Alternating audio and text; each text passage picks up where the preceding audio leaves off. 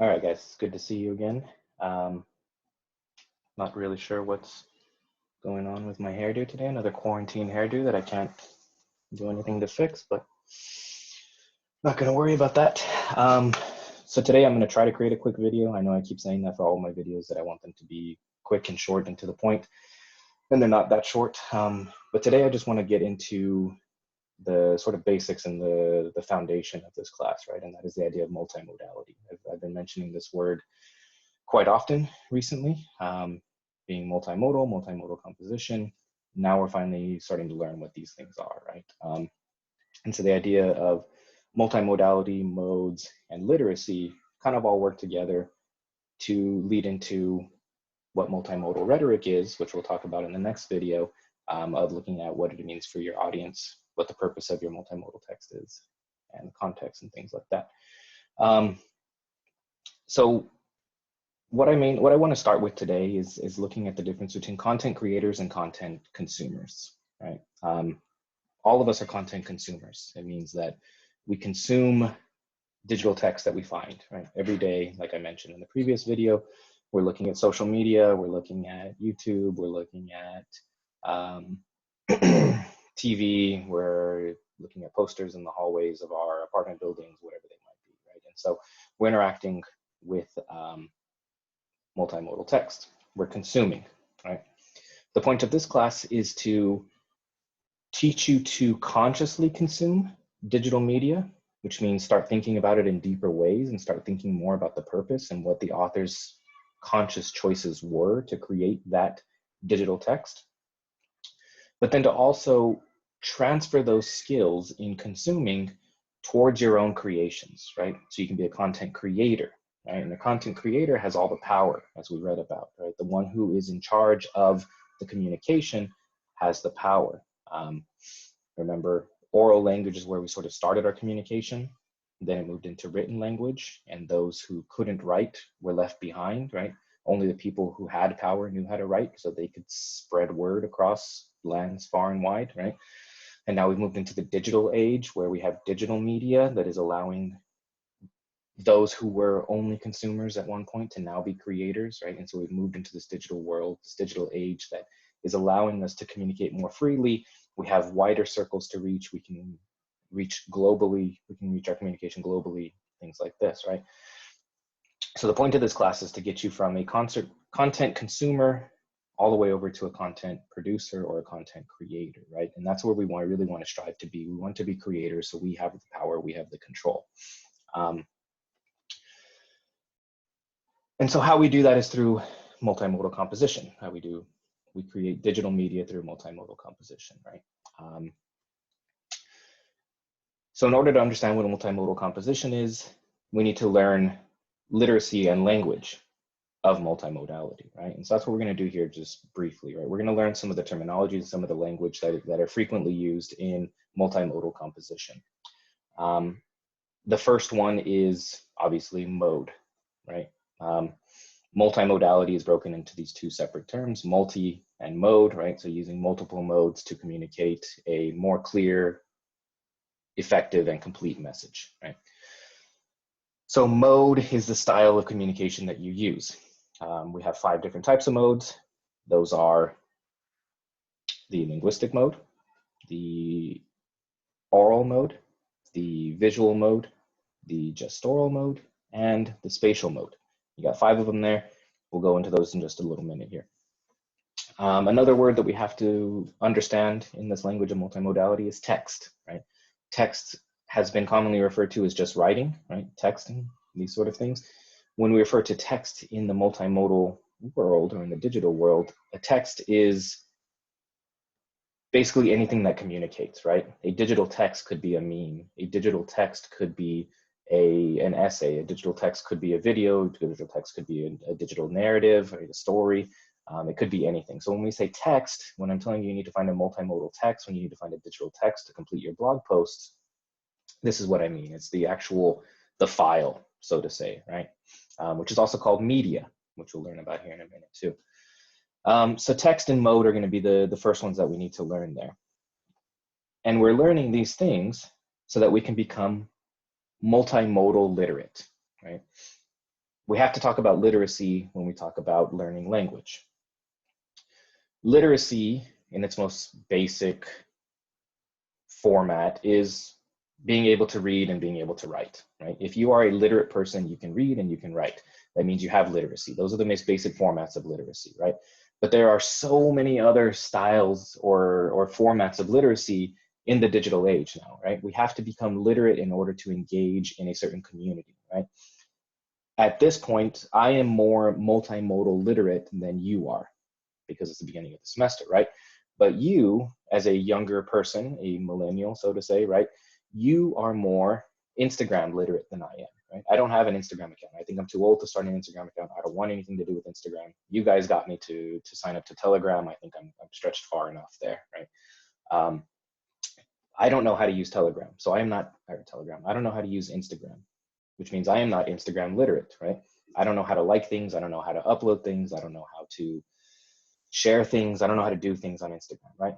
Because you've interacted with it, because you've had that that time and that experience with the app and with the program, you have become Instagram literate, right?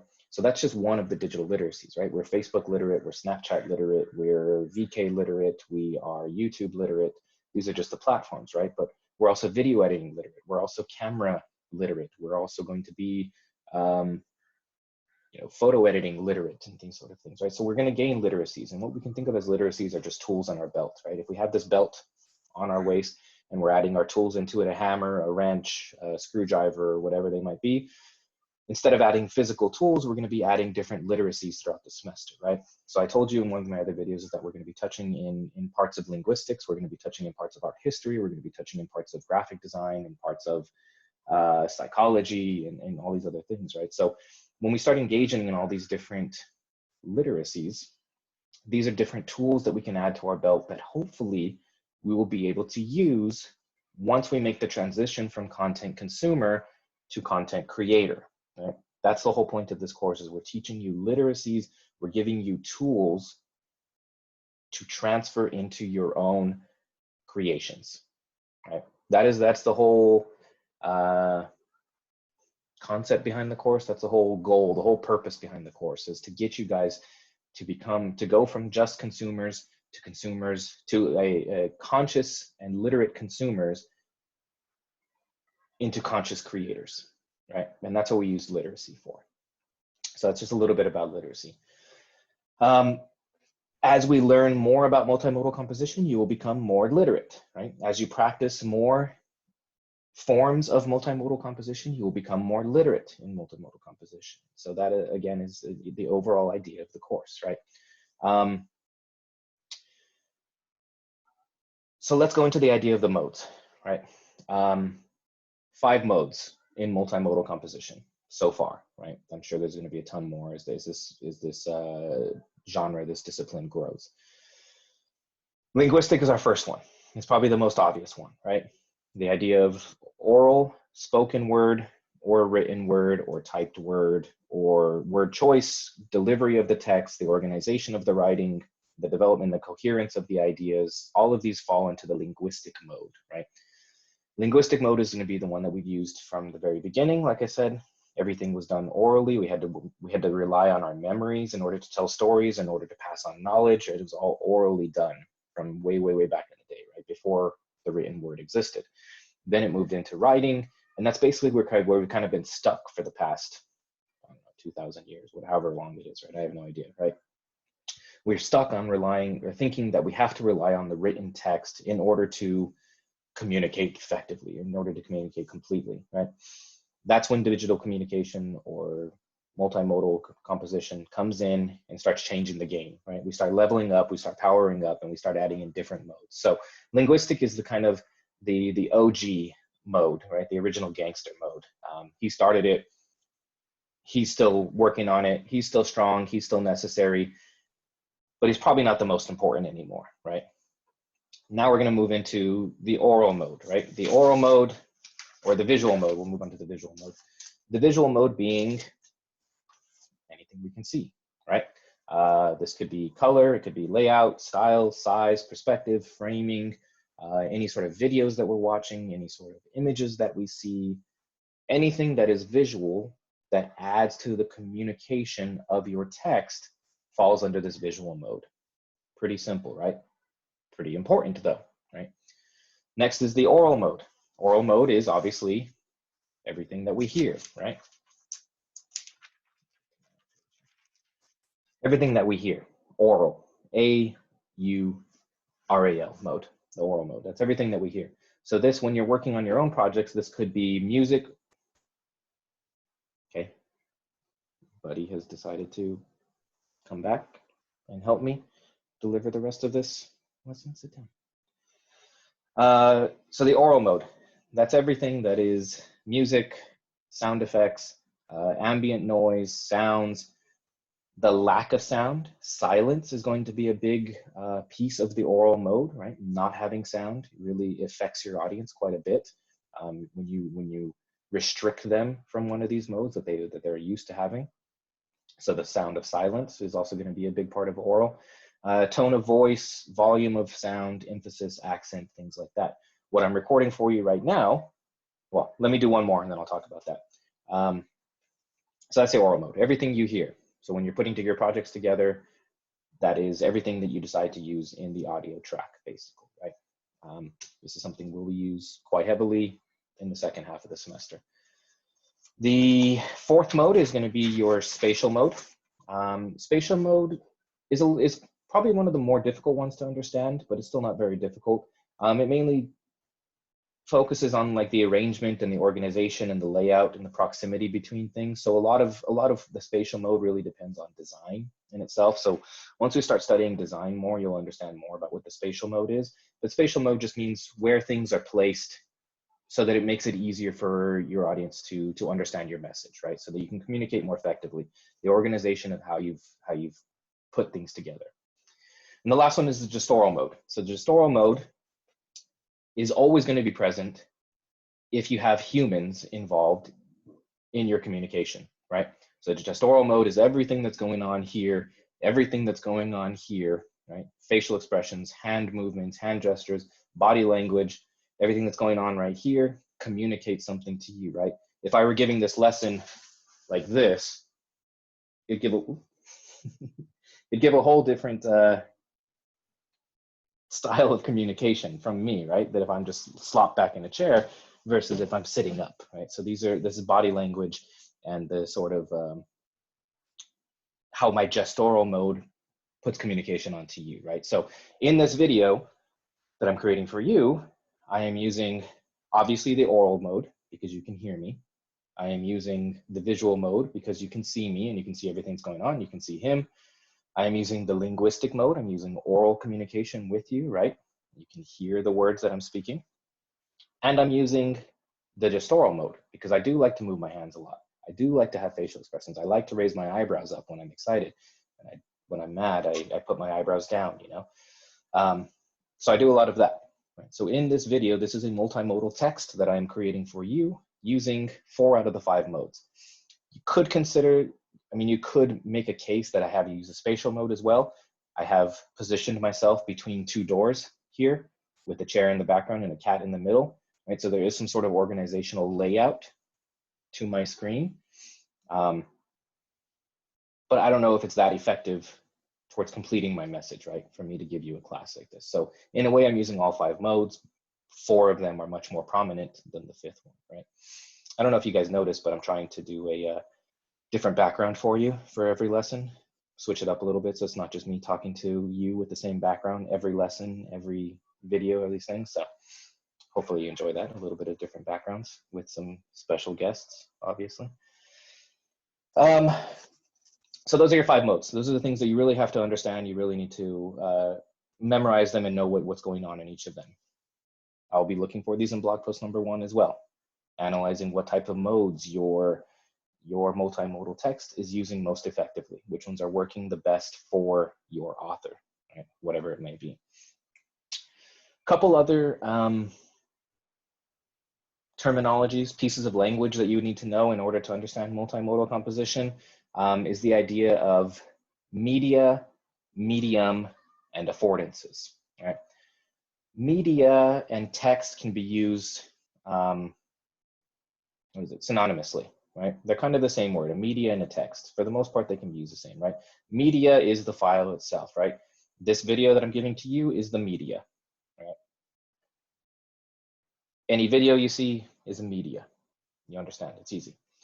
Medium is how my media reaches you as the audience. I am the author, I have created the media, and now I'm trying to figure out what is the best way for me to get my media to my audience, you guys, right? That is medium. So the transferring process, how do I get it there? The medium that I am using is now Telegram and Moodle, right? And Google Drive, because I'm uploading these videos to Google Drive and then linking them to Moodle. So I'm using 3 different mediums to get my message as the author to you as the audience, right? And affordances are the benefits that one medium or media has over other media or mediums, right? So an affordance of using Telegram rather than just Moodle is because it can reach you guys quicker. You have easier access to it. You don't need such strong internet to watch it. And I can upload a bigger file to my channel and communicate directly with you, right? Those are the affordances of Telegram, which is why I've decided to use them based off of your guys' recommendations. The affordances of Moodle are that it is a more formal system and is more academic system, and it's what we have to use in order to give you guys grades and to have your assignments and things like that. So the affordances of Moodle is the connection to NU and the grading system and keeping everything in a centralized place, right, for all of our assignments and everything else. Those are the affordances of Moodle.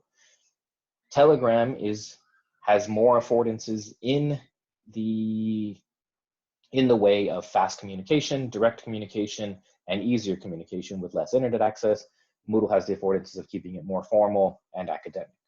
So these are affordances that both of these things have, right? I believe that giving you guys video lessons, right, with audio and visual and just oral and linguistic mode, all of this has more affordances than if I were just recording audio to give to you guys to listen only. You only had audio and linguistic, obviously, to figure out what it is that I'm trying to say. The more modes you add to my media, this file, this video, the more affordances it gains, right? So these are the benefits that it has. That's affordances. So media, medium, affordances. One example, it's missing it, I guess. One example I like to use is sort of asking you guys, setting up a scenario for you guys and asking you what you would use. What do you think would work best, right? This is more fun to do in class when we can have a discussion about it. I'm still gonna put out the scenario here, but I'm the only one being able to provide suggestions. So for instance, let's say that you guys just graduated or you just received an award, or some really important event happened in your life and somebody took a video of it for you, right? So you have this video of you graduating or getting an award or something amazing happening, and you want to share it with your grandpa, your dedushka, all the way in some little tiny village in the middle of Kazakhstan, in the middle of nowhere, right? You want to share this moment with him. This is a really important moment. You want him to know, but how do you get that message to your dedushka all the way in the village, right? What media do you use? It's already a video. I don't think it would help if you, wrote out a letter explaining the video, so that a written letter wouldn't be the best media to use, right? I don't think it would work if you just took screenshots of every second of your video and gave them as a bunch of images to your dedushka, right? That probably isn't the best medium. So let's keep it as a video, as a media, right? What medium then can we use to get this video, this amazing event that happened in your life, to your grandpa, right? What's the best way? Here's where we also have to consider our audience and the literacy of our audience, right? Some of you might say, Telegram, easy. Send it on Telegram, grandpa can watch it. Let's say grandpa's all by himself. He doesn't have anybody else helping him out there. He doesn't have a smartphone. Telegram's not going to really work, right? He needs some sort of Telegram literacy in order to understand how to watch your video on Telegram, right? And some people say WhatsApp. WhatsApp's the easiest way. My grandpa uses WhatsApp all the time. Okay, maybe your grandpa uses WhatsApp, but still, is there going to be enough internet in the village to download this amazing event, this video, right? So that your grandpa can watch it on WhatsApp if he does have some sort of WhatsApp literacy. So again, you got to think, what can I do? My grandpa doesn't even have a computer. What if I put my video on a USB drive and then I mail it to him in the village so he can see it? Your grandpa has to have a computer for that to happen, right? So you're looking at the affordances of all of these mediums. What are the benefits and the drawbacks to each of these mediums? A USB is great because it can be physically mailed, so it doesn't have to go through online communication, which your grandpa may not have. But again, it needs to have a device to be played on. You have to have something with the USB port in order to play a USB drive, right? And so your grandpa may not have that, right? Then you have to think, well, maybe he has a DVD player, right? So what if I burn this graduation ceremony, whatever it is, onto a DVD, take that out, put it in the mail, send it to grandpa? That might work, right? So you have to go through these different ideas of what is the best media, what is the best medium, and what are the affordance of all of these things to match my audience's literacy, right? And in today's world, I mean, these probably are things that we don't really have to worry about. Like normally, you know, you want to share this event with your friends, boom, send it on Telegram and you're done. You know that Telegram is fast, it's easy, you can send big files, high quality, they can see everything there because they weren't there because of quarantine, right? Easy. But when your audience changes from people who have the same literacies as you do, right? You guys are in the same communities, you have the same literacies, you're interacting with the same programs and the same digital medias all day long, it's easier to communicate that way, right? That's what digital media has done. But when you reach out to somebody who's outside of your typical audience, outside of your community of people, this is what we have to more start thinking about. These are the conscious decisions we need to make, we need to think about as content creators, right? Not everybody is going to have the same literacy as me, so I need to think about what I need to do as a creator so that everybody can understand my message more completely, more accurately, and more effectively. And this is the overall idea of writing for digital media, the overall idea of multimodal composition, right? This is what we're going to try to be learning about. We're going to be trying to be thinking about all semester long. What is the most effective way for me to communicate my message between author and audience, right? How do I get my message to you in the most effective way possible, right? That's going to be a big thing we focus on. And this is where multimodal rhetoric comes into play, which we'll be talking about in the next video, the idea of audience, purpose, and context. All of these things need to match up to literacies, to the different modes, the different affordances, and the mediums, and things like that. So that's mainly what I want to talk about in this video, is just introducing some of the terminology, right? I expect to see this terminology in your first blog entry. I expect you to understand what each of these terms mean. I expect you to be using them correctly and identifying them correctly in your own multimodal text that you find on your own, right? So last thing I want to say is just a quote from one of our chapters this week. I'm not going to tell you which one, but I think it's a wonderful quote that really sums up the power that digital media has, right? And why it's really important to learn about digital media and how we learn how to write in the digital world, right? So literacy and digital media can be tools for duping people, like trying to sneak around and trick people. They can be used as tools to control people. They can be used as tools to supervise people. But they can also be tools for informing people, liberating people, and giving them a sense of control and self-worth, right? So you as the content creator hold all the power. You have to decide what you want to do with that power. So that's all for today. I'll be uploading my next video next class. You guys have a good evening. We'll see you.